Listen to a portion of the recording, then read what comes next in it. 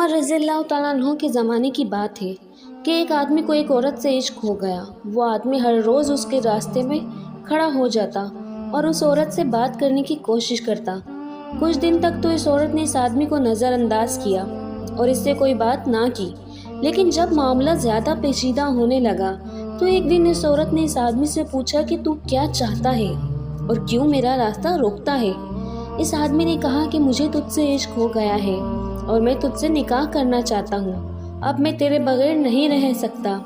اب وہ زمانہ بھی حضرت عمر رضی اللہ تعالیٰ عنہ کا تھا اور وہ عورت بھی ایک صاحبہ تھی۔ تو اس عورت نے اس آدمی سے کہا کہ میں بھی تجھ سے شادی کر لوں گی، لیکن میری ایک شرط ہے۔ اس آدمی کے پوچھنے پر اس عورت نے کہا کہ میری شرط یہ ہے کہ اگر تو نے 40 دن عمر رضی اللہ تعالیٰ عنہ کے پیچھے صف اول میں فجر کی نماز پڑھ لی تو میں تیرے لیے حاضر ہوں اور 40ویں دن تو مجھے مسجد کے راستے میں کھڑا پائے گا۔ وہ آدمی مان گیا اور کہا کہ یہ کون سا مشکل کام ہے، میں تیرے لیے یہ معمولی سا کام کرنے کو تیار ہوں۔ چنانچہ اس نے نماز پڑھنی شروع کر دی۔ وہ ہر روز فجر کی نماز کے لیے حضرت عمر رضی اللہ تعالیٰ عنہ سے پہلے مسجد میں پہنچ جاتا اور صف اول میں نماز ادا کرتا۔ اسی طرح دیکھتے دیکھتے 40 دن پورے ہو گئے۔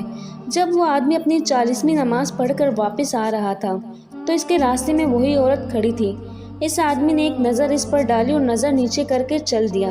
اس عورت نے آواز لگا کر کہا کہ اے میرے چاہنے والے، میں وہی ہوں جس سے تو محبت کرتا تھا۔ تو نے میری یہ شرط پوری کر دی، اس لیے اب تو مجھ سے شادی کر سکتا ہے، میں راضی ہوں۔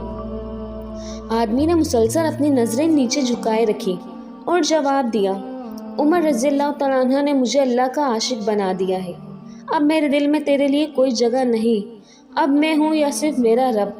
سبحان اللہ، قربان جائے حضرت عمر رضی اللہ تعالیٰ عنہ کی شان پر۔ اگر ہوتا یہ کسی اور کا زمانہ تو نہ جانے وہ آدمی اور عورت پتہ نہیں کون کون سی برائی میں مبتلا ہو جاتے۔ یہاں غور کرنے کی بات یہ ہے کہ اس عورت نے نماز فجر کی ہی شرط کیوں رکھی، باقی نمازوں کی کیوں نہ رکھی؟ اس عورت نے نماز فجر کی شرط اس لیے رکھی کیونکہ وہ جانتی تھی کہ فجر کے وقت امام بھی بالکل تازہ ہوتا ہے اور مقتدی بھی، اس لیے سونے پر سہاگا ہو جاتا ہے۔ آخر میں اللہ تعالیٰ سے دعا ہے کہ اللہ ہمیں بھی ایک نہیں بلکہ 5 وقت کا باجماعت نمازی بنائے اور عمل کی توفیق عطا فرمائے۔ ویڈیو پسند آنے پر چینل کو لائک اور سبسکرائب کرنا نہ بھولیے گا۔